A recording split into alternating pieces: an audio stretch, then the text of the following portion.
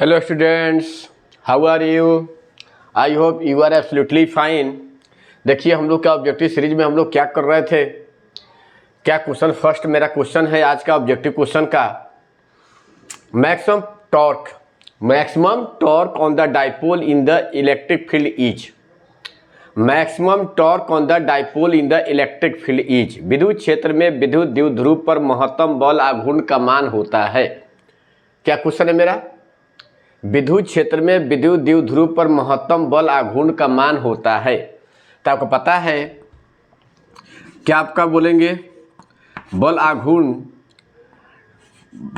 आघूर्ण यानी का टॉर्क, इसको इंग्लिश में क्या कहते हैं? टॉर्क बोलेंगे। टॉर्क टाउ बराबर क्या होता है? P sine theta. क्या होता है बोलिए? P sine theta. तो साइन का सबसे मैक्सिमम वैल्यू पर टॉर्क मैक्सिमम देगा। तो साइन का सबसे मैक्सिमम वैल्यू कितना होता है? 1। साइन का सबसे मैक्सिमम वैल्यू क्या होता है? 1। तो 1 में मल्टीप्लाई करेंगे तो टॉर्क का सबसे मैक्सिमम वैल्यू कितना हो जाएगा? पी। क्या होगा टॉर्क का मैक्सिमम वैल्यू? पी। मेरा ऑप्शन कौन सा होगा? यह पी। यह तो कोई भी आंसर नहीं होता है। जीरो कब होगा आपका? साइन जीरो पर होता है, जो संभव नहीं है। मैक्सिमम पूछ रहा है यह, इसलिए मेरा क्या होगा? आपको कौन सा आंसर होगा आपका? पीई। मैक्सिमम टॉर्क जो होगा पीई। याद रखेंगे आप लोग यह।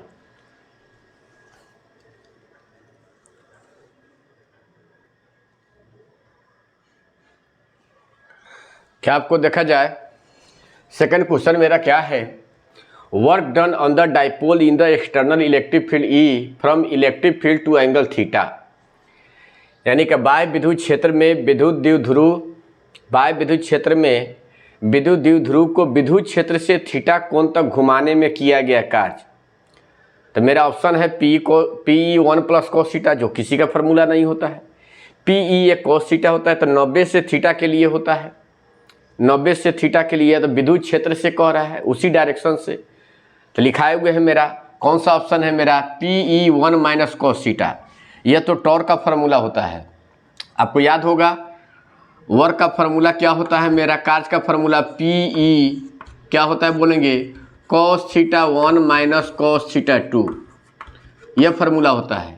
तो आपको पी तो इलेक्ट्रिक फील्ड के डायरेक्शन से, तो डाइपोल और इलेक्ट्रिक फील्ड सेम डायरेक्शन में हो तो वहाँ पर जीरो बनाता है।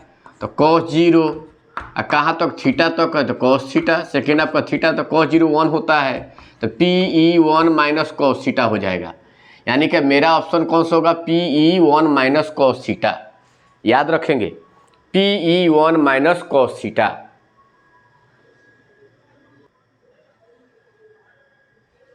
क्या कह रहा है क्वेश्चन आपको? थर्ड मेरा क्वेश्चन क्या है? Work done on the dipole in the external electric field from perpendicular direction to angle theta. बाह्य विद्युत क्षेत्र में विद्युत द्विध्रुव को लंबवत दिशा से थीटा कोण तक घुमाने में किया गया कार्य होता है। तो ऑप्शन मेरा क्या है? P cos theta, P sine theta, 0 P tan theta. तो हमको पता है वर्क का क्या फार्मूला होता है? डब्ल्यू बराबर बोलेंगे P cos theta 1 minus cos theta 2। तो कहाँ से? 90 डिग्री से, यानी कि शुरू में 90 डिग्री है, अब बाद में कॉस थीटा है। सॉरी यहाँ पर माइनस देना चाहिए हमको। कॉस 90 जीरो होता है, तो कॉस 90 जीरो, तो माइनस पी कॉस थीटा। यानी कि मेरा ऑप्शन क्या रहा? Minus P. ये साइन नहीं होगा, जीरो भी नहीं होगा, पी टेन थीटा भी नहीं होगा। मेरा ऑप्शन कौन होगा? ए, माइनस पी कॉस थीटा। कभी कभी ये वेक्टर के फॉर्म में दे देता है, याद रखना चाहिए।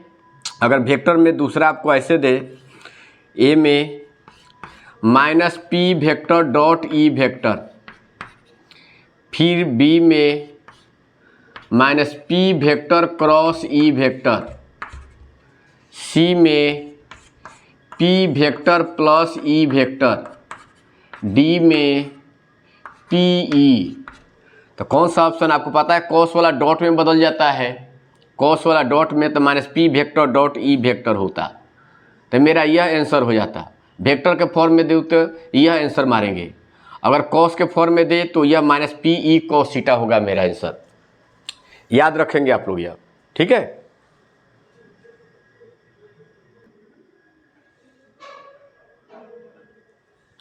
क्या कर रहा है आपको, the SI unit of linear charge density is, रेखीय आवेश घनत्व का एसआई मात्रक होता है। ऑप्शन में डाल दिया coulomb, coulomb per metre square, coulomb per metre, D में कूलम पर मीटर क्यूब। मेरा ऑप्शन कौन होगा, आपको पता है कूलम तो चार्ज का मात्रक होता है, कूलम पर मीटर स्क्वायर किसका होता है बोलिए, सरफेस चार्ज डेंसिटी, पृष्ठीय आवेश घनत्व का।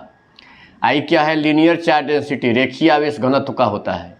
आई तो वॉल्यूम चार्ज डेंसिटी, आयतन आवेश घनत्व का होता है। तो हमको लीनियर चार्ज डेंसिटी पूछा है, रेखीय आवेश घनत्व का, तो मेरा ऑप्शन कौन होगा, सी।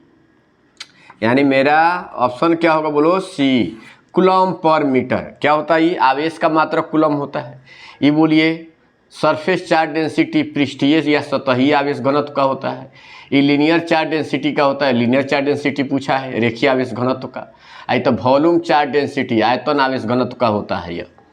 तो इस तरह से मेरा करेक्ट आंसर क्या होगा, सी।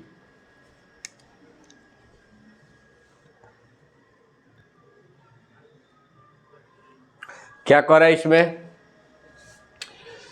Dimension formula for linear charge density is, रेखीय आवेश घनत्व का विमीय सूत्र होता है। तो आपको पता ITL किसका होता है, इलेक्ट्रिक डाइपोल मोमेंट का, विद्युत द्विध्रुव आघूर्ण का, विद्युत द्विध्रुव आघूर्ण का ITL या ITL होता है। ये किसका होता है, चार्ज बाई लेंथ। वहीं आपका क्या हो गया, लीनियर चार्ज डेंसिटी का हो गया चार्ज बाई लेंथ, क्योंकि I/T चार्ज होता है, ये पर यूनिट लेंथ में हो गया। लीनियर चार्ज डेंसिटी का B हो गया। IT तो क्या होता है, आवेश का होता है। यह तो वॉल्यूम चार्ज डेंसिटी का, आयतन आवेश घनत्व L-3 है। ये चार्ज IT चार्ज हो गया, LQ से डिवाइड करेंगे वॉल्यूम से, तो क्या होगा, वॉल्यूम चार्ज डेंसिटी का होगा। मेरा करेक्ट आंसर कौन सा है, B, IT/L, linear charge density, रेखीय आवेश घनत्व का आंसर मेरा क्या होगा, B। आंसर आपका क्या हो गया, B। तो चलिए आज क्या है, 5 क्वेश्चन को हम लोग क्या ऑब्जेक्टिव क्वेश्चन को किए। नेक्स्ट क्वेश्चन आपको कल हम लोग देखेंगे। चलिए तब तक के लिए गुड बाय, नमस्कार।